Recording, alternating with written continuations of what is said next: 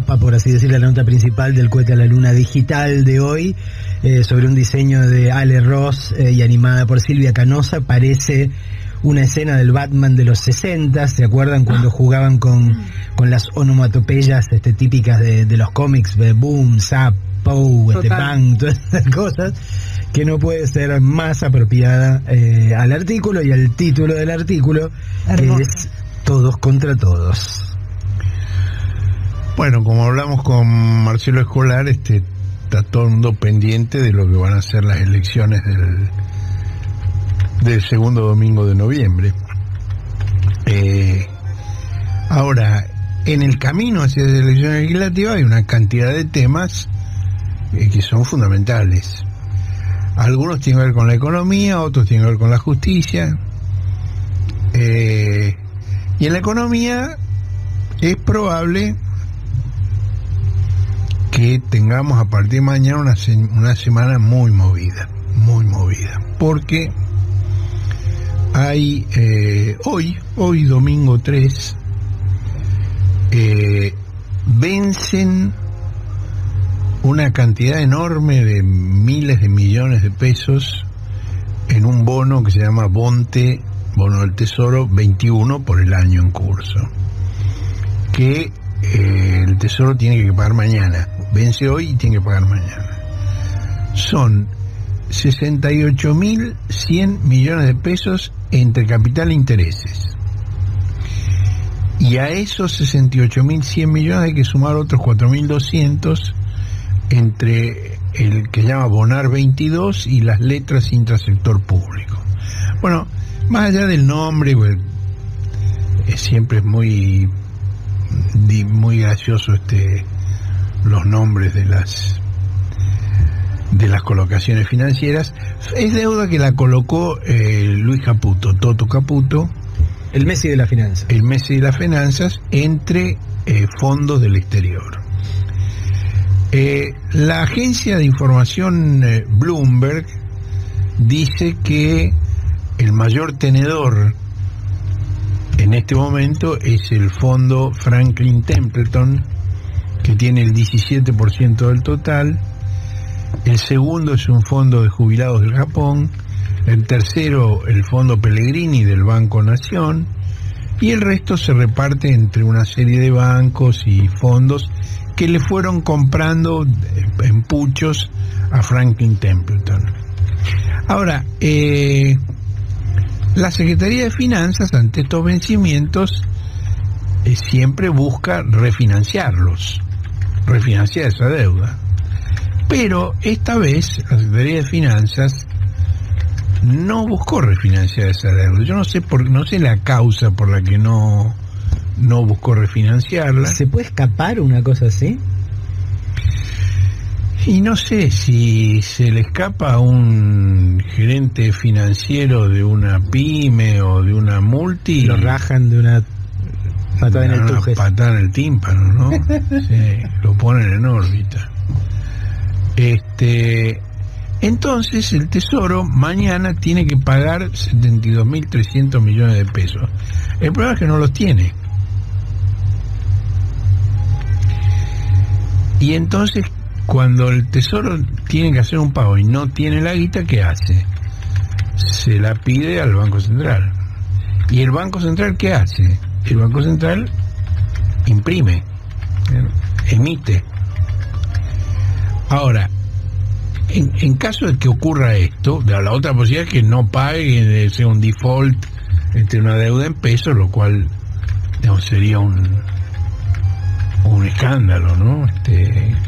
Eso solo Macri lo hizo alguna vez.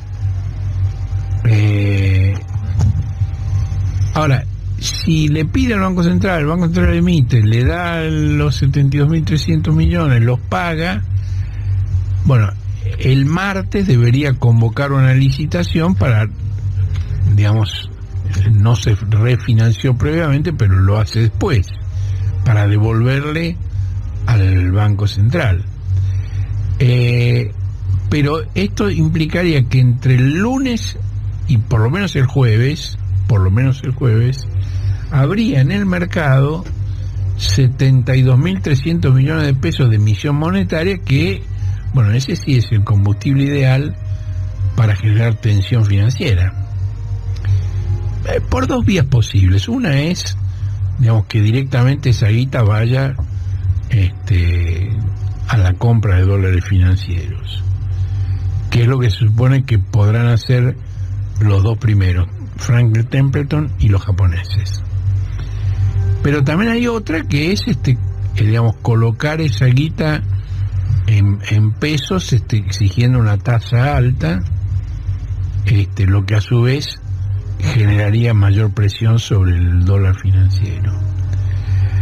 Bueno, digamos, aquí hay un rol que es poco visualizado, porque siempre se piensa en el Tesoro, es el Ministerio de Economía, y siempre se piensa en el Banco Central.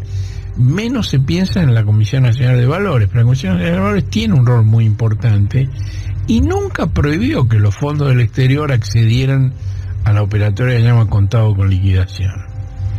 Hay un segmento de negociación bilateral, que se llama CENEBI, en el cual se pagan hasta 200 pesos por dólar con tal de salir del país, estos fondos internacionales.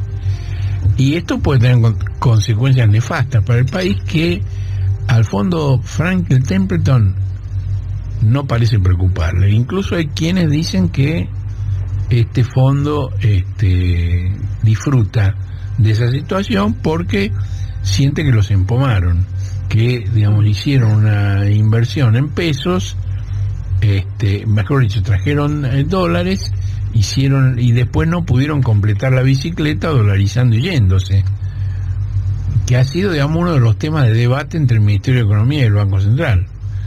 Digamos, si esto implica dolarizar o no implica dolarizar, qué tipo de títulos se emiten, digamos, ha sido la discusión del último año, ¿no? Bueno, ese es uno de los temas que puede ser movido.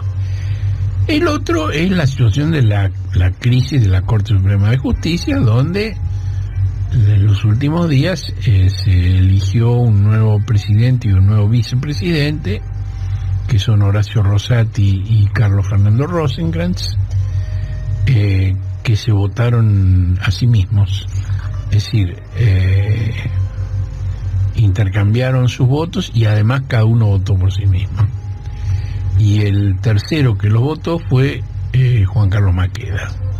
En cambio, Ricardo Lorenzetti y Elena Hayton no fueron directamente a votar. ¿Por eso el título es Todos contra Todos ahora? Sí, por eso. Ahora, la Corte está en crisis desde hace 3 lustros. Es decir, en el año 14 murieron 2 de sus miembros, Carmen Ajibay y Enrique Petracchi. Y en el 15 se retiró Raúl Zaffaroni, al cumplir los 75 años que fija la Constitución. Es el único juez que al cumplir la edad dijo: cumplo con la ley y me voy, con la Constitución y me voy. Y renunció Fait a sus 97 años, con lo cual la Corte, que era de 7 miembros, quedó reducida a 3, que eran Lorenzetti, Hayton y Maqueda. Con lo cual todo tenía que salir por unanimidad, porque si no había mayoría. Digamos, en una corte de 7, bueno, el Néstor Kirchner la había reducido a 5 después. Digamos, había sido de 7, pero después Kirchner, por un proyecto de ley de Cristina, que era senadora en ese momento, la redujo a 5. Mayoría de 5 son 3. Solo había 3, tenían que votar por unanimidad. Macri ahí, digamos, sumó 2 más para llegar a los 5, que eran Rosati y Rosenkrantz, y los metió por la ventana a los tribunales. Es decir, no con el procedimiento constitucional, sino por decreto en comisión.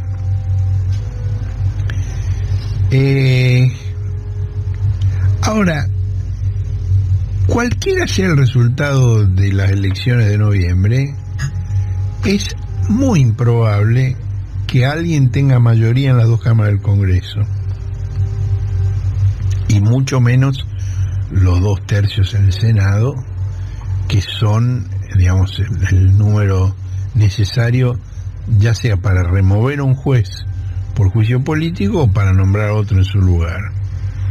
Entonces, mi opinión personal es que no hay otra solución que un acuerdo entre las principales fuerzas con representación parlamentaria para ampliar el número de miembros del tribunal y designar a sus nuevos integrantes. Bueno, ahí hay distintos proyectos digamos, en este momento son 5, ¿a cuántos ampliar? En cada país es distinto. En Brasil, por ejemplo, la Corte Suprema ha ido variando según los años entre 11 y 16. En México entre 11 y 21, divididos en 3 salas. En Chile son 21, divididos también en salas. En Japón son 15. En España el Tribunal Supremo está formado por 5 salas con distintas especialidades. Y Zaffaroni propone elevarla a 19 miembros, que se dividirían en salas, una sala penal, una civil y comercial, otra laboral, otra previsional y otra contencioso administrativo.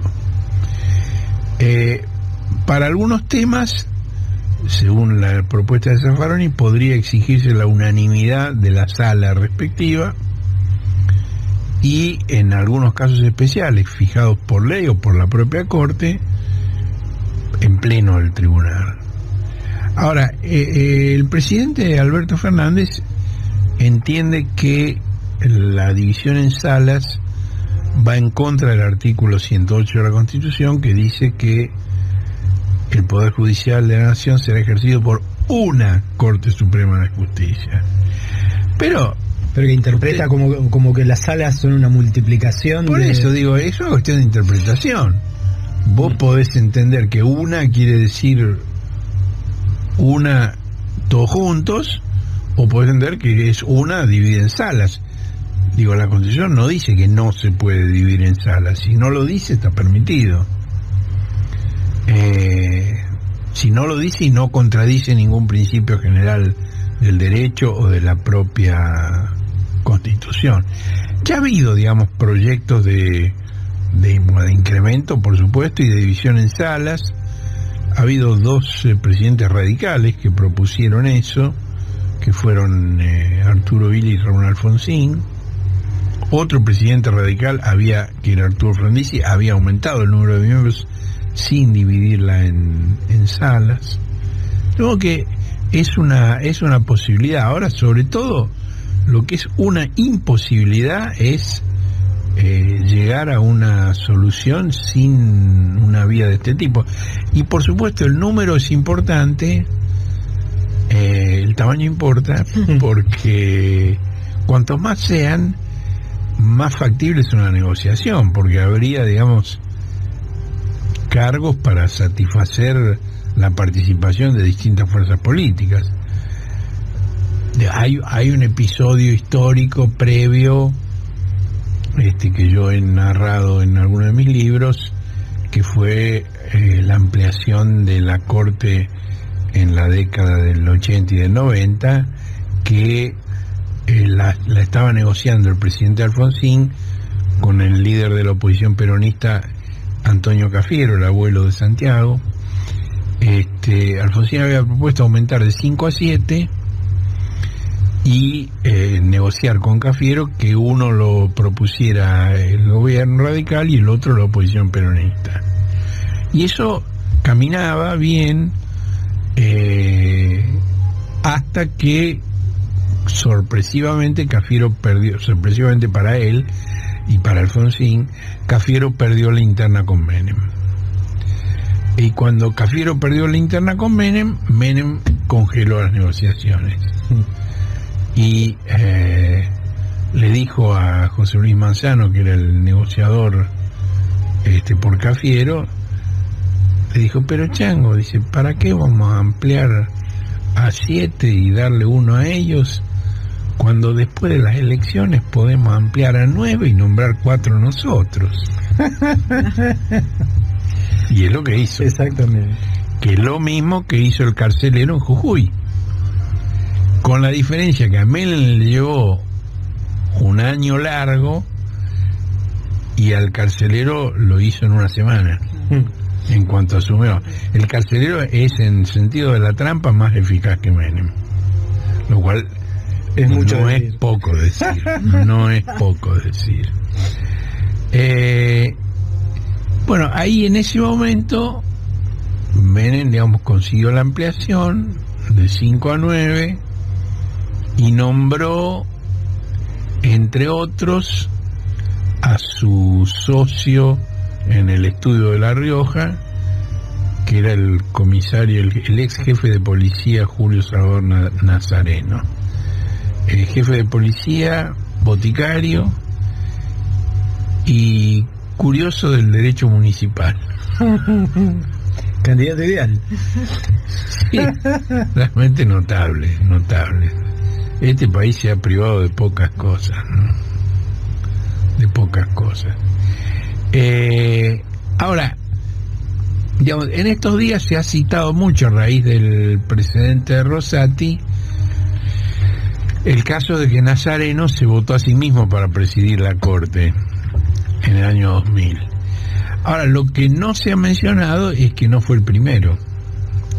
El que también se votó a sí mismo fue el segundo presidente de la Corte de Alfonsín, José Severo Caballero. Es decir, Alfonsín había designado como presidente de la Corte a una persona, a un filósofo del derecho que había sido su abogado personal, Genaro Carrió, padre del abogado de Clarín y tío de la diputada de la Coalición Cívica Libertadora del mismo apellido, que había sido abogado de Alfonsín, había sido abogado también de Jacobo Timerman, lo nombró presidente de la Corte. Ahora, Carrió entró en un proceso psicológico grave, tuvo una depresión seria y en el año 85 renunció. Y entonces ahí fue elegido Caballero por el voto de varios de los miembros. Pero cuando llegó el momento de la reelección de Caballero, digamos, la cosa interna en la Corte estaba muy podrida y ni Petraki ni Jorge Baqué querían votar por Caballero. De modo que Petraki votó por Baqué, Baqué votó por Petraki y los otros tres votaron por Caballero, incluyendo a Caballero. Cuando llega Menem, aparte de la ampliación de 5 a 9, que le creaba 4 vacantes, Menem consiguió 2 vacantes más. ¿Por qué? Baqué renunció porque estaba en desacuerdo con la ampliación. Y la Corte había hecho una acordada 44 del año 89, cuando fue el proyecto de ampliación, diciendo que, bueno, eso ponía en peligro no sé qué cosa de la República. Sí, no, la República siempre vive en peligro. Es como una serie de aventuras, ¿no? Marvel. Sí, sí.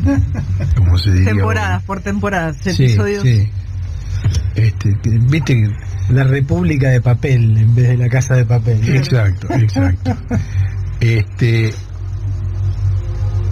Y Caballero, porque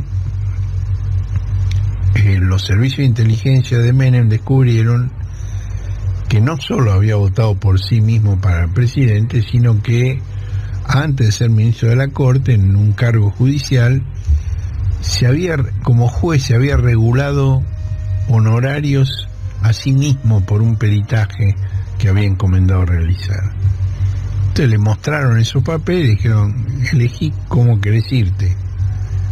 Y él renunció, salió silenciosamente. Entonces Menem tuvo 6 sobre 9. Realmente, bueno, en eso fue un poco más eficaz que el carcelero, debe decirse, pero le llevó más tiempo lograrlo. Bueno, esa Corte terminó con un escándalo tremendo, con el que se vayan todos. Nazareno, presidente de la Corte, cuando llegó Kirchner a la presidencia, amenazó públicamente con desestabilizar al gobierno con un fallo económico sobre el corralito, y ahí Kirchner directamente promovió el juicio político de la mayoría automática menemista en la Corte, y bueno, 2 renunciaron y 2 fueron destituidos en juicio político. Boyano y Molineo O'Connor fueron destituidos y Nazareno y Vázquez renunciaron, lo cual le permitió a Kirchner tener una corte más, la mejor corte que recordamos, porque realmente Petracchi, Argibay, Zaffaroni, el primer Lorenzetti hicieron una corte interesante. Ahora, ese acuerdo que yo estoy mencionando entre las fuerzas políticas para dar una solución al tema de la Corte, hoy no parece viable. No da la impresión de que sea posible. Fíjate que en este momento Carrió, María Eugenia Vidal, Patricia Bullrich están amenazando con, en caso de que les vayan bien en las elecciones y puedan obtener la primera minoría en la Cámara de Diputados, desplazar a Sergio Massa de la presidencia de la Cámara de Diputados, colocando a un opositor en la línea de sucesión presidencial, lo cual es una clara jugada desestabilizadora. Y además, y esto me parece que es tal vez el dato más significativo, apareció un diputado cordobés del grupo de Schiaretti, Carlos Gutiérrez, quien dijo que, bueno, tal vez si se plantea eso, su sector podría acompañarlo, porque que la presidencia de la Cámara de Diputados vaya para alguien del partido en el gobierno es una tradición, es una costumbre, pero no es una ley, no está escrito en ningún lado, de modo que se podría cambiar. Entonces, bueno, es posible que haya que esperar un momento más adelante en el cual las principales coaliciones terminen de entender que ninguna puede someter a la otra y que se resignen a un compromiso donde, bueno, nadie logre todo lo que se propone, pero que combinando, digamos, posiciones y representantes de cada uno puedan desatar un nudo institucional, porque el problema es que esto, digamos, beneficia a los mayores intereses económicos. Bueno, ¿quién podría destrabar eso? El radicalismo. El radicalismo, que es, digo, la reforma constitucional del 93, Menem con quien la negoció, con el radicalismo. Y el radicalismo que obtuvo, bueno, obtuvo básicamente el tercer senador. El radicalismo estaba muy raleado en el Senado. Hasta el 93 cada provincia elegía 2 senadores y se lo llevaba la mayoría. Y si el peronismo tenía la mayoría en todo el país, tenía la mayoría absoluta en la Cámara de Senadores. Alfonsín introdujo, digamos, como precio de la negociación con Menem para permitirle la reelección, que hubiera un tercer senador, un senador por la minoría. Luego el radicalismo podría ser negociador en esto, ¿no? Ahora, digamos, este tema de la Corte y de los intereses económicos y todo lo demás, hay un antecedente tremendo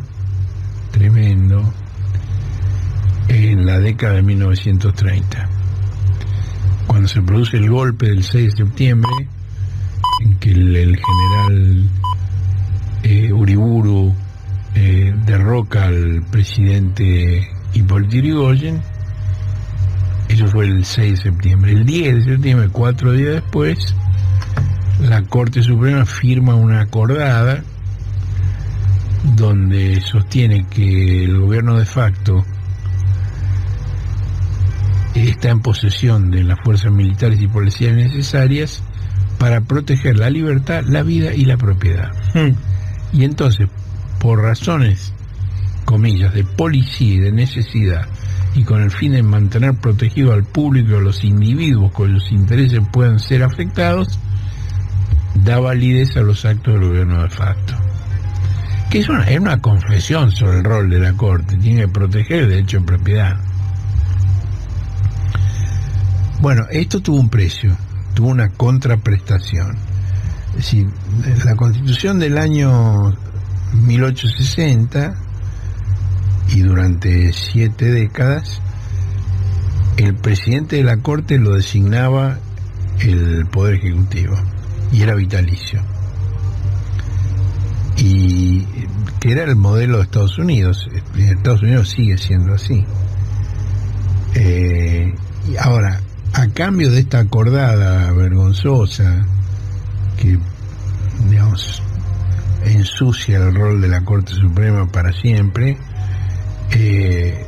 Uriburu, que era muy germanófilo, lo llamaban Fonpepe, resignó esa facultad presidencial y permitió que los jueces designaran a su propio presidente. Ahora, digamos, este tribunal, digamos, que está tan fragmentado, tan odiante, donde hay un todos contra todos, creo que ya, digamos, Alejandra se ha referido en programas anteriores a todas estas internas, las peleas, digamos, entre primero Lorenzetti y Rosenkrantz, donde Rosati y Maqueda se alinean con Lorenzetti, pero después, cuando Rosenkrantz asume la presidencia, los otros 3 le vacían la facultad de la presidencia, y ahora, la última vez, cuando Lorenzetti aspiraba a volver a la presidencia de la Corte, Maqueda hace un oso y se pasa al otro lado y es como ver un episodio de Los Tres Chiflados, ¿no? Digo, donde uno le está haciendo un piquete de ojo al panel, el otro le está pateando en la canilla del con otro, niveles de violencia no tolerables. Digo, eso es increíble. Sí, y ahí, digamos, la guerra esa de todos contra todos se expresa a través de los operadores de cada juez, porque entre ellos prácticamente no se hablan ya, han dejado de hablar. Digo, la pandemia ayuda a eso. Solo tienen encuentros formales para decidir algo y firmar algo, y por Zoom. Se siguen viendo por Zoom, ¿no? Sí, siguen viendo por Zoom. Sí, aun cuando algunos van al tribunal, el acuerdo es por Zoom. Pero, digamos, cada uno tiene un operador privilegiado. En el caso de Rosati es un periodista que se llama Silvio Robles. En el caso de Rosenkrantz es un secretario letrado que se llama Federico Morgenstern. Y en el caso de Lorenzetti es su asesora de imagen, que es una abogada y periodista llamada María Burdán. Ellos son, digamos, los que llevan adelante el todos contra todos en la cotidiana. Lorenzetti, digamos, después de lo que le pasó, está haciendo muchos esfuerzos para mostrar que él no está en las peleas menores, que él tiene una mira elevada, que la Corte va a votar con responsabilidad y con seriedad, y está concediendo una serie de entrevistas a distintos medios. Quería cubrir todo el espectro ideológico, y nosotros recibimos una consulta en ese sentido en el cohete, y yo contesté que la verdad que no me interesa escuchar a Lorenzetti decir que las uvas están verdes. No tiene sentido que el cohete entreviste a Lorenzetti. Ahora, digamos, los temas que este tribunal tiene para zanjar son temas muy importantes. Por ejemplo, algunos.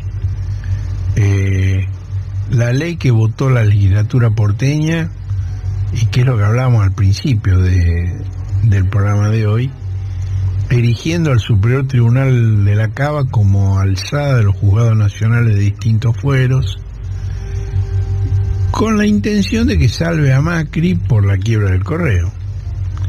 Cosa que, digamos, el propio Superior Tribunal ya había decidido eso, que ellos eran la instancia de apelación de los tribunales nacionales, lo cual es un disparate. Porque no es una provincia, no, y los tribunales nacionales tienen una jurisdicción distinta. A pesar de que se oponía la Asociación de Magistrados y que se oponía incluso el fiscal que está a cargo en forma interina de la Procuración General, Gordo Casal. Y bueno, en el debate en el cual se decidió la ampliación, quien explica muy bien, digamos, cuál es la jugada, es la verdadera Cámpora. La verdadera Cámpora es una legisladora que se llama Lucía Idem, que es sobrina nieta del expresidente, es hija de Pedrito Cámpora, uno de los hijos del senador Pedro Cámpora, hermano de Héctor José Cámpora. Genealogía completa. Bueno, la verdadera Cámpora explicó esto en la sesión de la legislatura, y Cristina lo destacó como una posición muy importante que podemos escuchar a continuación. Llama mucho la atención el absurdo de que estemos discutiendo un proyecto sobre audiencias y notificaciones digitales, en el cual de repente se incorporaron 2 artículos que modifica el procedimiento, la norma de procedimiento ante el Tribunal Superior de Justicia. Para ser claros, estamos intentando, según este proyecto, habilitar que se puedan recurrir fallos de la justicia nacional ante el Tribunal Superior de Justicia porteña. Entonces me puse a repasar cómo viene funcionando esto que ya de hecho viene haciendo el Tribunal Superior de Justicia de la ciudad. Y cuando repaso cuáles son las causas en las cuales esto se implementa, me encuentro, por ejemplo, en el fuero laboral con estas 2 causas: reparto ya sobre queja por recurso de inconstitucionalidad denegado, y reparto ya sobre queja por recurso de inconstitucionalidad denegado. Esto es pedido ya apelando un fallo de la Justicia Nacional que reconoce los derechos laborales de los trabajadores y trabajadoras de pedido ya. Me encuentro también con una causa que es Legislatura de la Ciudad Autónoma de Buenos Aires sobre queja por recurso de inconstitucionalidad denegado. Esta legislatura recurre al TCJ también para contrariar una resolución de la Justicia Nacional que nos condena por un acto de discriminación laboral. Y acá está la verdad de la milanesa. En el fuero comercial, las causas en las que se pide el recurso ante el TCJ por resoluciones de la Justicia Nacional son la causa Correo Argentino sobre queja por recurso de inconstitucionalidad, SOCMA Americana sobre queja por recurso de inconstitucionalidad. Y ahí es donde, señoras y señores, nos damos cuenta que este proyecto tiene nombre y apellido. Es Mauricio Macri, SOCMA, Correo Argentino, y la finalidad es garantizar la impunidad de Mauricio Macri para que sea juzgado no en la Justicia Nacional, sino en el Tribunal Superior de Justicia de la ciudad. Y claro, ¿cómo no va a querer que lo juzgue el TCJ si ahí puso a todos sus amigos? Santiago Tamendi, juez del Tribunal Superior de Justicia porteño, fue viceministro de Justicia de Mauricio Macri. Weinberg de Roca, jueza del Tribunal Superior de Justicia de la ciudad, candidata de Macri a procuradora de la Nación. Bueno, también podríamos mencionar al fiscal general Maí, que es a quien intentamos citar esta legislatura y esta legislatura se resiste, integrante de la mesa judicial. Entonces, ¿saben qué? ¿Por qué no traen directamente, se sinceran y nos traen el proyecto con los fallos escritos garantizando la impunidad de Mauricio Macri, que ese es precisamente el objetivo que tiene el proyecto que estamos discutiendo hoy? Sincerémonos, ya que juegan el pádel con los jueces, ya que ponen a sus amigos en los tribunales, y traigan directamente los fallos que quieren que dicten, y así por lo menos somos más sinceros en la discusión.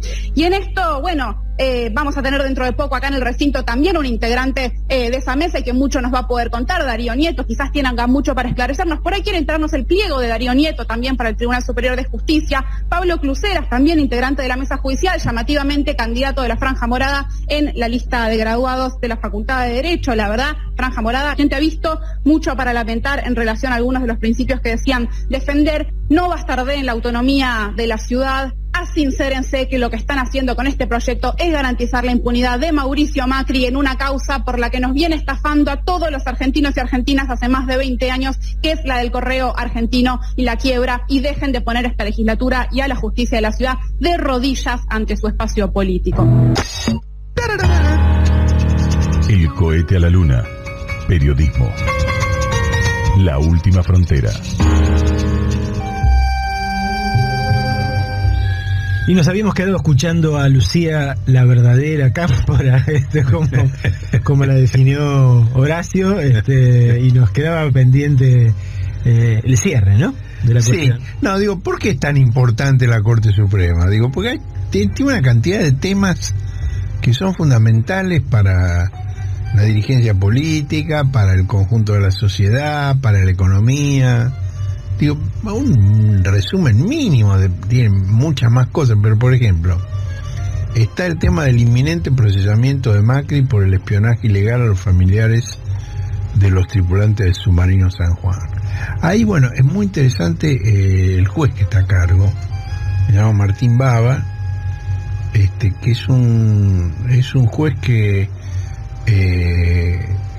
fue conscripto en la Guerra de Malvinas. Clase 62. ¿Cómo? Clase 62, aventura, digo.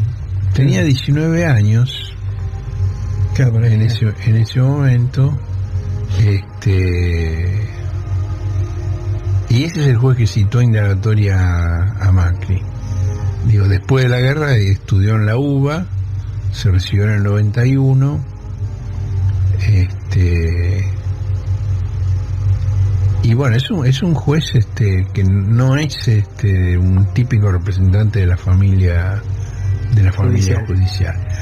Otra causa que en cualquier momento va a aterrizar en la Corte Suprema es justamente la de la investigación por el blanqueo de Alicia Blanco Villegas, pese a la prohibición legal. Ya está el DNU ahí, ¿no?